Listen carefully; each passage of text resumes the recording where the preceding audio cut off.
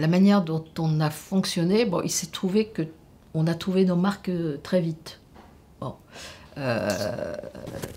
Ça, c'est beaucoup grâce à Yves.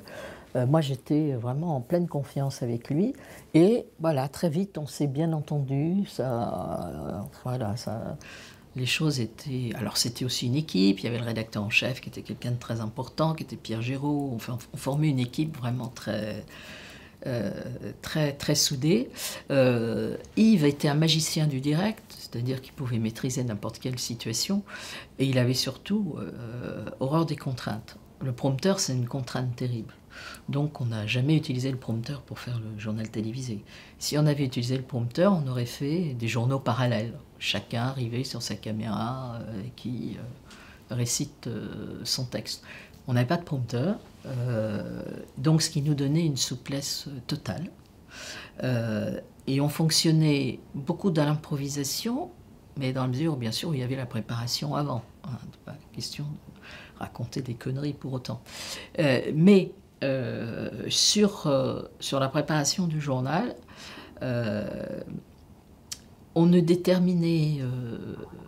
alors on l'a peut-être fait si sur la première semaine, hein, ça j'ai des souvenirs très vagues. Mais bon, après, on ne déterminait jamais à l'avance qui allait faire quoi, qui allait dire quoi. Voilà, sur le conducteur, il y avait marqué Morosi au gris, Morosi au gris, Morosi au gris. Bon, tout en sachant que moi, j'avais besoin d'un filet de sécurité, qui était que c'était moi qui, dans la préparation, rédigeais tout ce qui était l'actu chaude et immédiate.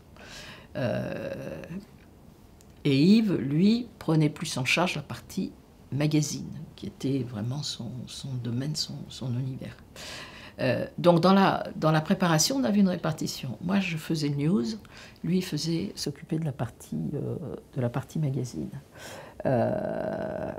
Et juste avant le journal, éventuellement, on échangeait 2 ou 3 mots, c'était surtout par rapport à l'ouverture du journal. En général, c'était lui qui disait bonjour, mais des fois, ça pouvait changer. Puis c'était souvent aussi les invités qui disaient bonjour. Quand on avait des invités un peu importants, on leur faisait dire bonjour. Et après, c'était... moi, je commençais. Pendant un sujet, il disait bah, tiens, je prends le sujet sur l'Irak, ben, moi, je prends ça.